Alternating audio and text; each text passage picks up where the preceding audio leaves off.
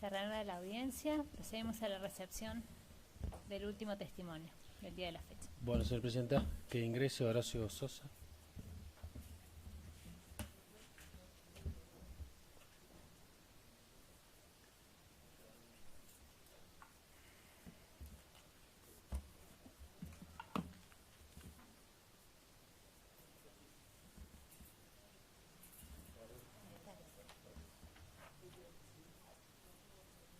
Buenas tardes, tome asiento, por favor.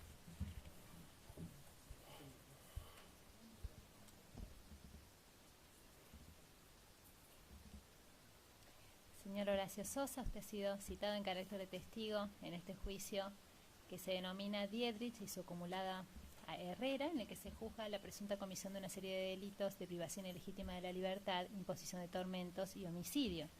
Este juicio se sigue en relación a una serie de personas que paso a detallar. Jorge Ezequiel Acosta, Ernesto Guillermo Barreiro, Carlos Alberto Díaz, Luis Gustavo Dietrich, Calixto Luis Flores, Miguel Ángel Gómez, Arturo Emiliano Grandinetti, José Hugo Herrera, Yamil Yabur, Ricardo Alberto Lardone, Arnoldo José López, Alberto Luis Lucero, Carlos Horacio Meira, Juan Eduardo Molina, Emilio Morar, Fernando Martín Rocha, Héctor Pedro Vergés y Carlos Alfredo Yanicelli. Bien, y dado que ha sido usted citado en carácter de testigo, debe hacerle saber del deber de decir verdad, so pena de incurrir en el delito de falso testimonio, que en nuestro Código Penal está previsto con una pena que alcanza los 10 años de prisión. Con esta prevención paso a recetarle juramento de ley, ¿sí? ¿Juro, promete según sus creencias decir la verdad de todo lo que sepa y se le pregunte? Sí, juro. Bien. Señor Horacio Sosa, ¿su nombre completo? José Horacio Sosa, ¿Cuál es su edad? 65, ¿Estado civil? casado. Bien. Ciertamente que sabemos que es músico, pero debo Ujú. preguntárselo. Así es. Bien. Y docente también. Y docente. Muchas gracias. He enumerado los imputados en la presente causa y debo preguntarle por las generales de la ley, es decir, ¿se le comprende a usted algún vínculo de parentesco, de amistad, de enemistad, si es acreedor o deudor de alguno de ellos? Puedo mencionárselos de nuevo si necesita. No, no es necesario. No, ningún vínculo Bien. de parentesco. Bien.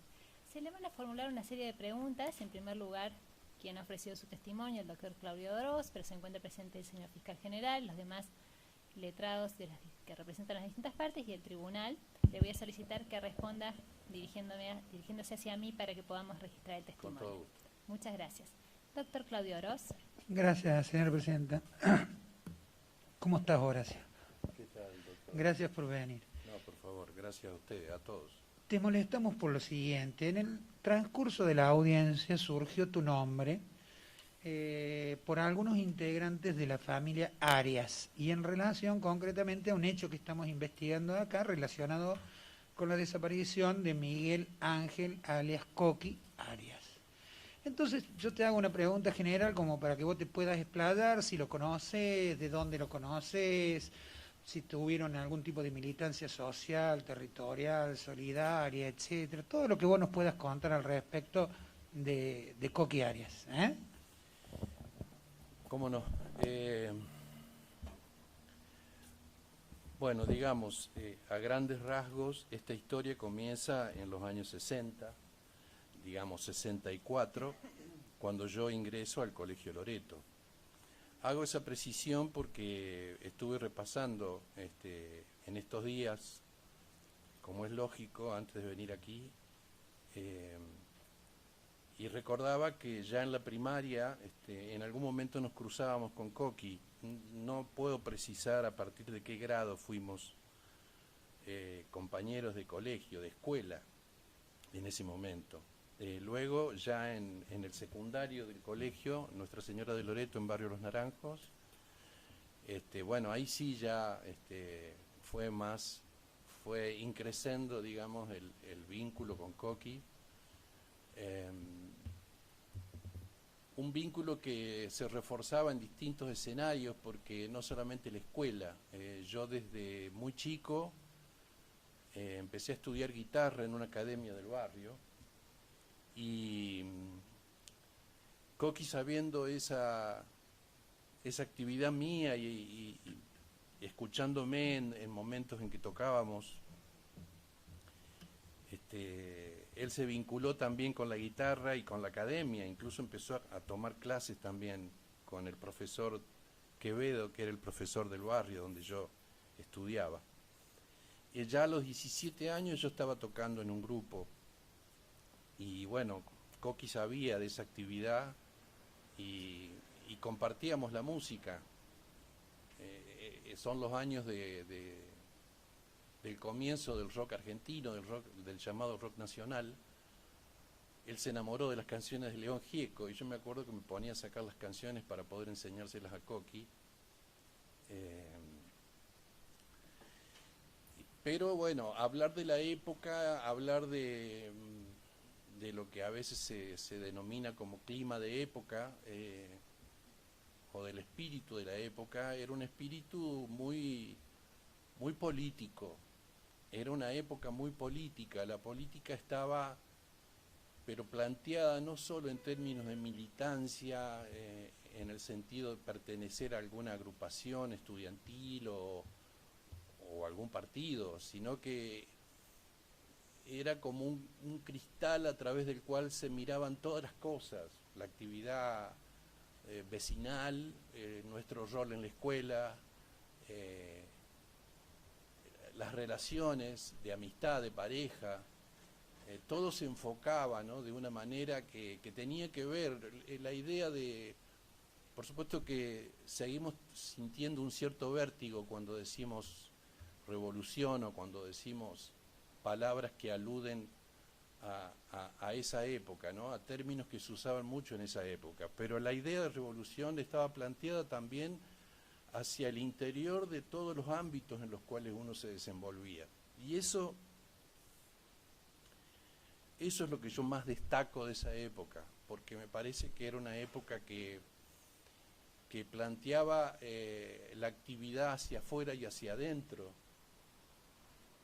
de las personas, y entonces había como una actitud política que nosotros también la recibíamos de gente que era algo mayor que nosotros. Yo estaba en un grupo, ese grupo al que hice referencia, se llamaba Grupo Comunidad. Ya por el nombre del grupo, ustedes pueden deducir que había como un sentimiento de pertenencia a una sociedad. Y digo, hago referencia a ese grupo porque en ese grupo había gente, estudiantes de arquitectura, de abogacía, que eran mayores que yo era como el chiquito del grupo, digamos. Yo tenía 17 años cuando empecé a tocar ahí. Ensayábamos en Barrio Obrero, que es un barrio que está cerca de la zona de barrio San Rafael, que es el lugar de mi casa paterna, digamos. Cruzando la avenida Santa Ana, ahí cerca del Club La U, en una paralela a la calle Vieites, ensayábamos en la casa de uno de los integrantes del grupo. Pero no quiero ser tan autorreferencial, quiero simplemente aludir a cómo la relación con gente que estaba en la música igual que yo, que estudiara abogacía o arquitectura, pero en todos los ámbitos había como un andar político, una conexión con lo que significaba la cosa pública y los problemas que se veían en el ámbito de la sociedad, ¿no? Y el cuerpo de delegados que con Coqui armamos en el colegio fue nuestra manera de acusar recibo de ese espíritu. No había ahí ninguna organización, ni siquiera una agrupación. Era una iniciativa que nos nacía a nosotros como jóvenes de esa época, que estábamos conectados con lo que pasaba y que nos parecía que había que tomar acciones concretas en el ámbito de la escuela, donde de alguna manera se difundiera lo que estaba pasando. Eran tiempos muy convulsionados, ¿no? Veníamos ya de años muy convulsionados. En el 72, como yo les dije, estaba tocando, y en el 73 pasó lo del el regreso de Juan Domingo Perón y los sucesos de Ezeiza. Yo me acuerdo claramente de la convulsión que significó eso. Recuerdo el año 74, pero obviamente no voy a hacer un repaso de los hechos históricos de la época, simplemente digo que fueron años muy, muy duros, donde uno veía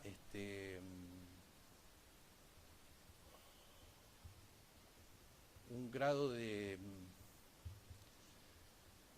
crueldad en los medios políticos, en los medios, digo, en tanto medios y fines, ¿no? Lo mataron a Atilio López y a un abogado que no recuerdo el apellido ahora, creo que era Vara.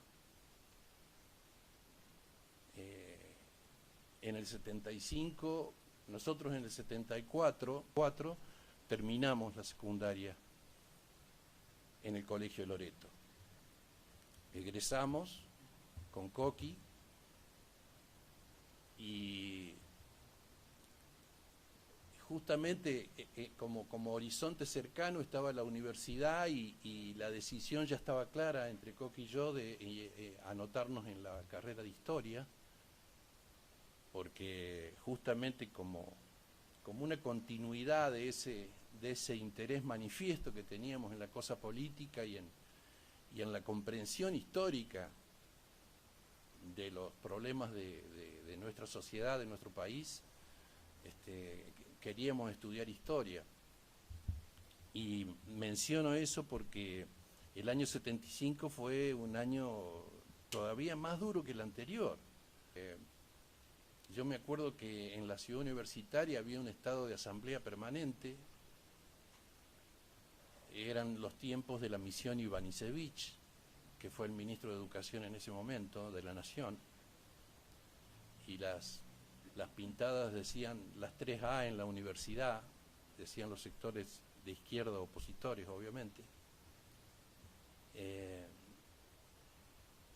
Fueron los años de poder cursar solamente un tríptico, que era un tríptico de materias que nos permitía ingresar a la universidad, digamos, y a las respectivas carreras de lo que era filosofía y humanidades. Y prácticamente no hubo cursado de materias porque fue un año realmente caótico. Pero ese mismo año se dio el asesinato de la familia Pujadas. Ese mismo año mataron a estudiantes, a 5 estudiantes, creo que fue en el mes de diciembre de ese año. Uno se enteraba de situaciones de móviles policiales que levantaban gente en la calle y que terminaban luego, mujeres que terminaban siendo violadas. En fin, todo tipo de atropellos que de alguna manera creo que prefiguraron lo que vino después. Aunque claro, después fue todo peor. Y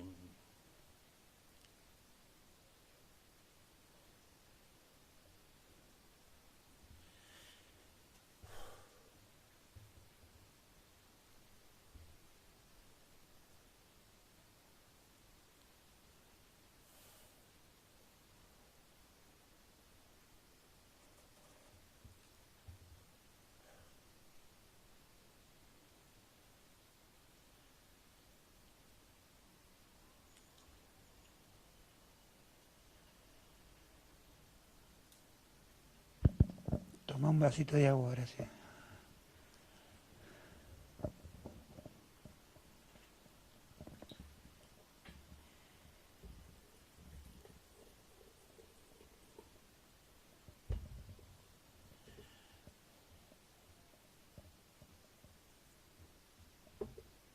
disculpen.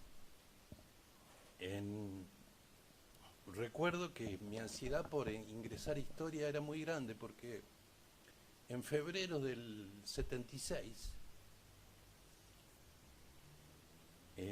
yo me preparé solo en mi casa con los apuntes para rendir una materia que se llamaba Antropología Cultural, que era una materia que particularmente me interesaba del lote de materias del primer año. O sea que yo no había entrado al cursado formal de la carrera, pero me presenté libre en febrero del 76. Lo menciono con claridad porque creo que expresa eso que digo, ¿no? La ansiedad que tenía por empezar a cursar la carrera. Por suerte aprobé y empezó el año 76. Recuerdo también que ese mismo año yo había tocado acompañando a un solista. Yo en ese momento era más, digamos, me ubicaban como guitarrista para acompañar a otros artistas. Entonces tuve la oportunidad de tocar en el Teatro Griego con Ricardo Novo, que luego se lo conoció artísticamente como Ica Novo. Y menciono eso también porque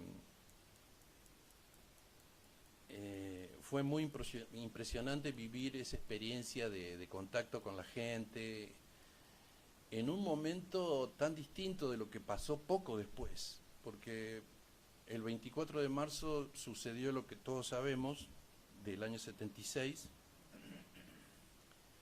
y todo cambió a partir de ahí, todo cambió, o todo se agravó.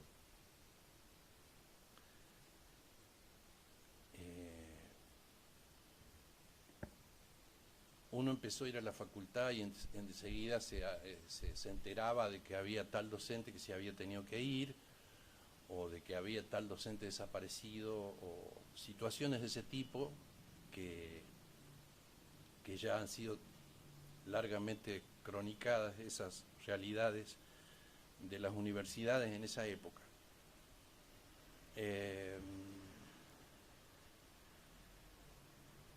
Llegó el mes de mayo, recuerdo con claridad, 29 de mayo exactamente, vaya día, primero porque fue justo un mes antes de la desaparición de Coqui. Fue exactamente un mes antes, aparte día del Cordobazo en Córdoba y día del Ejército.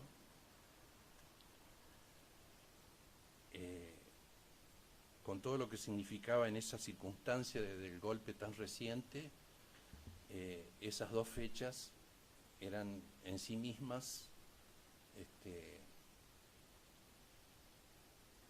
un hecho perceptible, digamos. Y teníamos que ir a hacer un trámite al pabellón residencial de la Facultad de Filosofía, teníamos que ir con Coqui a hacer un trámite administrativo.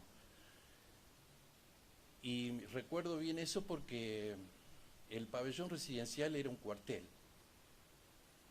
Estaba totalmente lleno de camiones militares, soldados apostados. Y bueno, es anecdótico, pero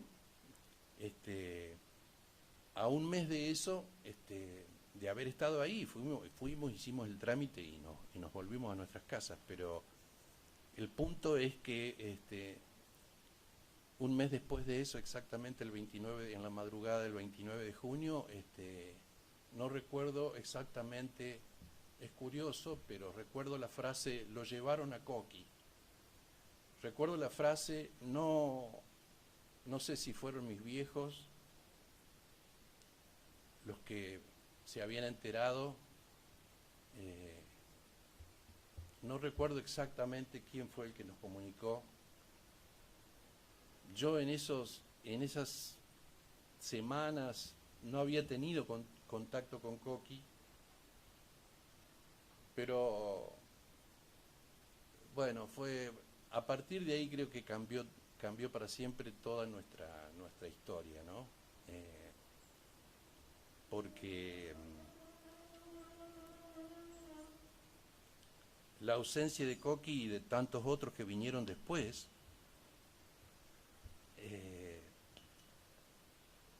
fue a partir de ahí una ausencia presente todo el tiempo. Una ausencia con nombre y apellido, con imágenes, hasta he soñado muchas veces con Coqui, he soñado escuchándolo hablar, tal vez por ese deseo de recapturar el sonido de la voz.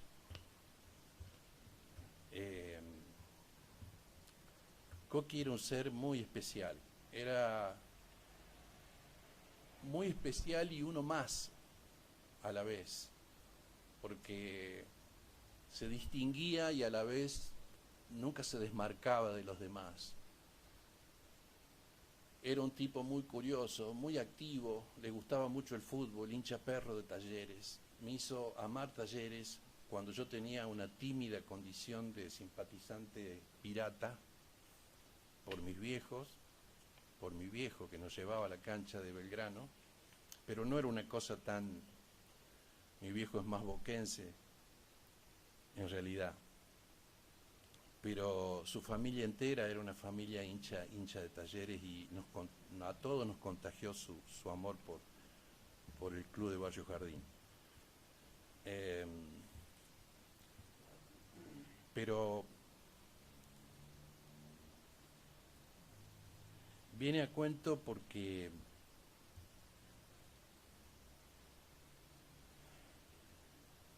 recuerdo esa capacidad de Coqui para ponerse las pilas en la actividad que habíamos imaginado ahí en el cuerpo de delegados, con todo el entusiasmo que teníamos para poner una pizarra con las noticias del día y participar de las actividades también que la parroquia, porque el Colegio Loreto es un colegio parroquial, y había actividades como una especie de extensión que hacía el colegio al barrio y a otros lugares, a barrios carenciados.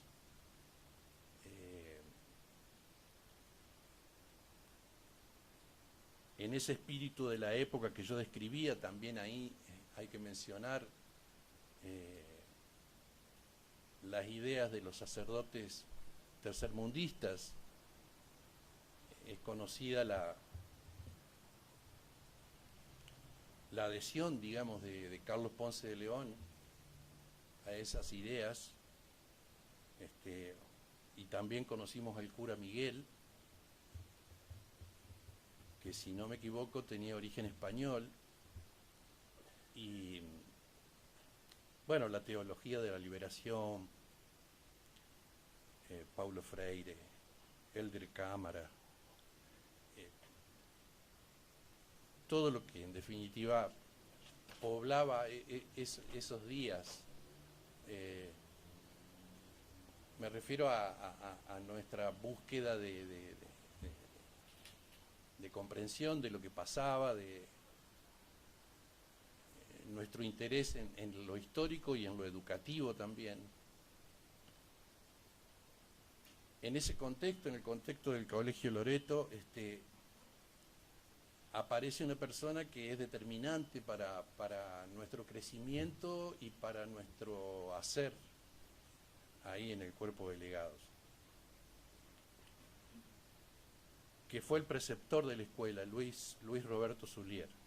Para nosotros era Luis Zulier. Luego yo me enteré de su otro nombre.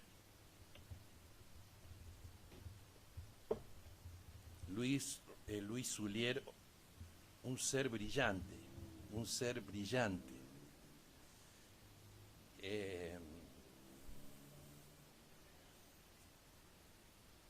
No puedo creer que hayan llevado gente así.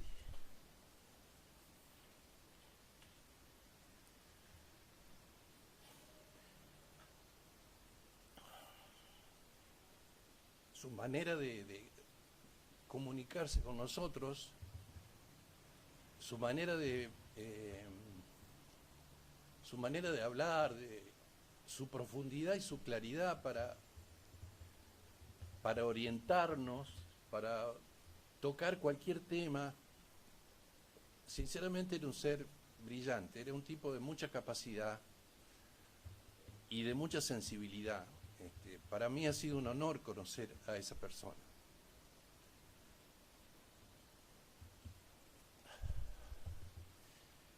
Lamenté mucho lo que pasó con Luis, por supuesto con todos, porque también antes que a Luis lo habían llevado a Carlos, a su hermano, que yo también había conocido, pero no de la manera que conocíamos a Luis. Carlos Zulier alguna vez fue al colegio a buscarlo, o pasaba a saludarlo a su hermano. Pero no, yo no, con Carlos no tuve tanta relación como sí con Luis. Luis era dirigente del CEPAC, el sindicato de educadores, privados y particulares de Córdoba. Sabíamos de esa militancia sindical que él tenía.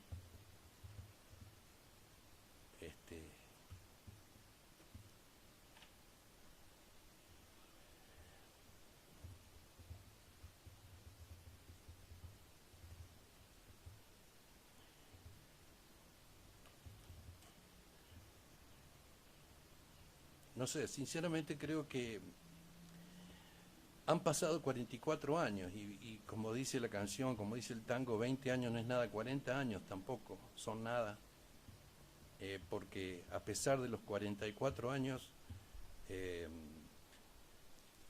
el dolor hace que uno lo viva como si hubiera sido ayer. De todas maneras, claro, cuando uno trata de reconstruir los detalles de aquellos días, de aquellos años, ahí uno ve la dificultad y... Tengo una pregunta, Horacio. Sí. En primer lugar, sobre Coqui. Sí. Toda esta actividad casi extensiva que salía del compromiso que el párroco de esta escuela parroquial incentivaba, que era la opción por los pobres, la teología de la liberación, etcétera. Implicaba, yo noté que vos pusiste acá tener actividad en el barrio, pero también en los barrios carenciados. Entonces Sí. Lo que te quiero preguntar, este tipo de actividad solidaria con barrios carenciados, entiendo que la realizaste vos, está clarísimo. Te hago la pregunta, Coqui.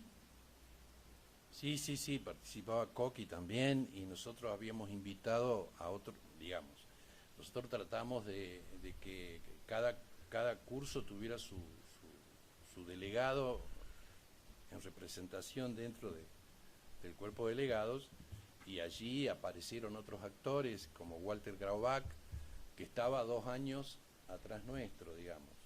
Nosotros ya estábamos terminando y él creo que siguió un año más en el colegio y luego no sé si se tuvo que cambiar. Y él también participaba, digamos, de estas sí, actividades. Claro. Sí, él también participaba, sí. Yo incluso recuerdo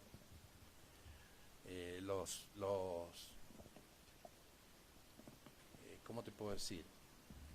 Los sinsabores también de eso, ¿no? Porque íbamos con nosotros que viniendo de hogares de trabajadores, ¿no?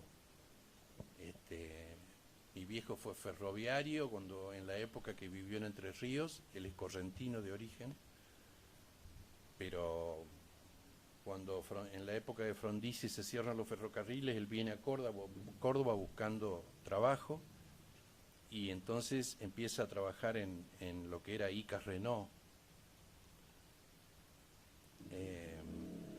Quiero decir, veníamos de hogares de trabajadores, pero sabíamos que había sectores que todavía estaban mucho más postergados. Nosotros teníamos la posibilidad de ayudar. Y digo sinsabores porque recuerdo una vez, una tarde que fuimos, y un chico nos empezó a tirar piedras, un chico de una villa que estaba en los márgenes del río. Ahí yo creo recordar que era la zona del puente Santa Fe, bajando ahí hacia el río, había como una villa que creo que después sacaron de allí. Todas casitas de baterías. Sí, Atrás de la Escuela Manuel Belgrano. sí. Y siempre recuerdo, siempre me quedó una reflexión poderosa de ese chico que nos tiraba piedras. Nosotros íbamos llevando ropa o algún tipo de alimento no perecedero y había un chico que se resistió a que nosotros tuviéramos esa actitud y me costó procesar eso, me costó elaborar eso, porque decíamos, pero ¿cómo? Nosotros venimos a ayudar y obviamente con el tiempo entendí la bronca de ese chico,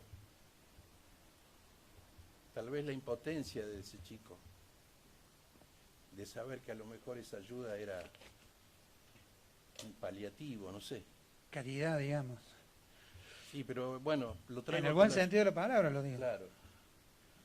Lo traigo a colación. No lo que tendría que hacer el Estado, digamos. Claro. Lo traigo a colación justamente por esas experiencias que hacíamos. Entonces te pregunto esto, porque mira, vos hiciste toda una caracterización de la época y cómo incluso estas cuestiones de cómo uno veía el mundo, cómo se comprometía, las cosas que hacía, etcétera, te implicaba un hacia adentro y un hacia afuera. Yo todo eso lo fui escribiendo porque además me gustó mucho todo lo que dijiste, pero que implicaba incluso hasta desde las relaciones afectivas hasta las amistades, etcétera.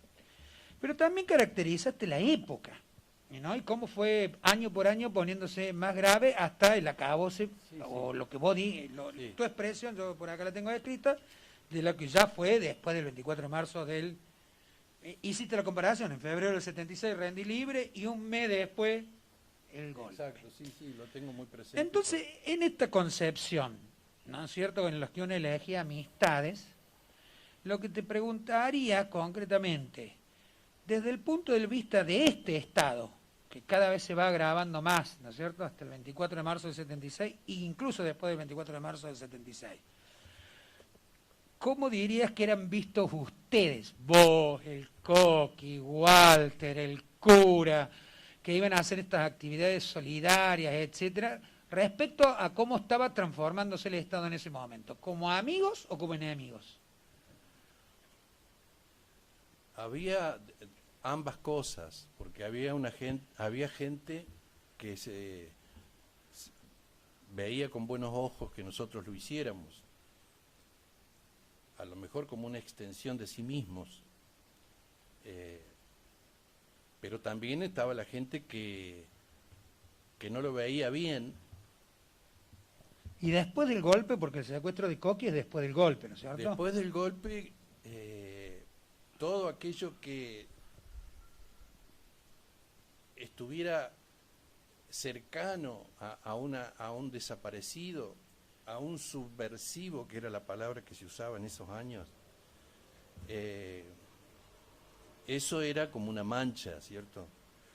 Eso era como una mancha. Entonces, digamos, este tipo de actividades que ustedes desarrollaban, de acuerdo a lo que vos acabas recién de terminar de decir, serían consideradas, por lo menos con seguridad después del golpe de Estado, como subversivas. Y es muy probable que eso se leyera de ese modo, porque yo creo que cuando uno trata de encontrar respuestas por qué se descargó sobre la gente semejante sistema de crueldad y de represión y de muerte, cuando uno busca respuestas, tal vez advierta que los que estaban en esas fuerzas que se oponían a todo esto, habían advertido que había una energía de cambio muy poderosa en la sociedad. No me lo explico de otro modo, me parece que tenían mucho miedo de esas energías de cambios que se veían. Ahora sería... Esto explicaría la tamaña reacción. Exactamente, por eso lo digo así, pero al mismo tiempo hay que reconocer que mucha gente, yo no sé si por miedo o por verdadera adhesión, aplaudió la llegada del 24 de marzo, lo que para nosotros era inconcebible, para nosotros era una cosa de no poder creerlo.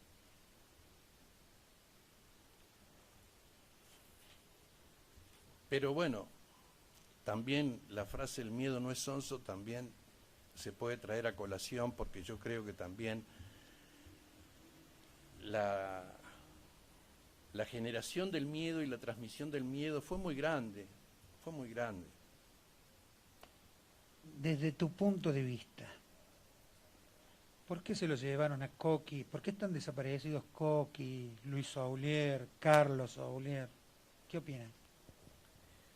Y bueno, tiene que ver con lo mismo que acabo de decir, o sea, era gente que significaba un peligro para ciertos intereses, no lo puedo ver de otra manera. No lo puedo ver de otra manera.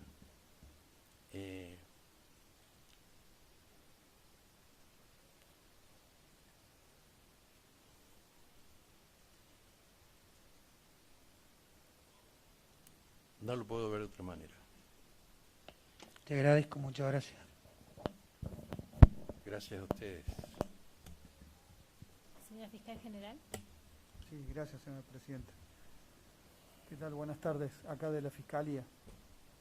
Buenas tardes. Usted recuerda que, no quién lo dijo, pero sí recuerda cuando le llegó la noticia, lo llevaron a Coqui. Sí, Recuerda. lo llevaron a ¿Supo Coqui. alguna vez, en todos estos años, desde aquel momento, a dónde lo llevaron? En absoluto. En absoluto. Nunca tuvimos ninguna información. Gracias, no tengo más O preguntas. sea, pasó mucho tiempo, porque una cosa fue a un mes, otra fue a los 6 meses, y seguíamos sin noticias, y seguíamos sin noticias. Y no solamente yo, sino me consta que la familia no tenía ningún tipo de información, a pesar de que salieron a buscarla. Señora Fiscal General. No tengo más Bien. preguntas, gracias, perdón. Doctora. Adelante. Adelante. Entre el círculo de personas que conocían con Coqui, con Sí. Luis Soulier, etcétera, ¿te suena el nombre de Luis Leiva? Sí, claro. ¿Quién era? Luis Leiva, bueno, yo mencioné que yo ensayaba en Barrio Obrero, Sí. y justamente Luis vivía enfrente de la U. Y era muy amigo del grupo. Por lo general, cuando terminábamos de ensayar, los 4 integrantes del grupo, nos juntábamos a su vez con otra barra de amigos de ahí de la zona de Vieites y Santa Ana. Y hablo de esa intersección porque en esa esquina nos juntábamos. Y en esa barra estaba Luis Leiva, un vecino, amigo de los músicos que tocaban conmigo, o con los que yo tocaba. Luis estudiaba cine, y me acuerdo perfectamente de él. Trabajaba en un negocio de fotografía con su padre, militaba en la JUP. También un ser increíble, Luis.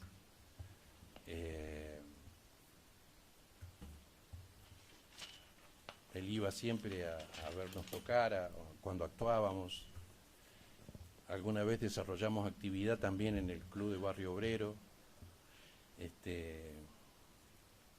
Hicimos un taller de actividades culturales, talleres de guitarra, de teatro. Y ahí te pregunto, entonces en estos talleres de actividades culturales, teatro, etcétera, estabas vos, que estaba Luis Leiva, Coqui. Sí, creo que Coqui también participó, no sé si exactamente en algún taller, eso es lo que no tengo claro, pero sí creo que estuvo ahí, porque era una actividad que donde socializábamos, digamos, todos ahí, en ese lugar. A veces limpiamos la O plaza. sea, del más allá barrio. de que no te recuerdes si dio o no dio un taller, sí sabes que socializaba allí. Sí, sí, sí, también. Sí. Bien, muchas gracias. Ahora sí. No, por favor. Doctora Gentile, ¿alguna pregunta? Me dirijo a los señores letrados de la defensa. Doctora Costa, si me escucha. Muchas gracias. No, señora presidenta. Señora Horacio Sosa, no sé si quisiera añadir algo más, de lo contrario su testimonio ha concluido. Le agradecemos especialmente la gentileza No, de haber- simplemente agradecer la posibilidad que he tenido porque pasó mucho tiempo, pero por suerte la vida me dio la posibilidad de estar acá y de poder decir esto que dije, y espero que se haga justicia, es lo único que espero. Bueno, le reiteramos el agradecimiento por No, haber a concurrido. ustedes, gracias. Que tenga linda jornada. Bien, no habiendo más testimonios para el día de la fecha, la convocatoria es para el día 21 de octubre. Hasta entonces un cuarto intermedio. Que tengan buen día.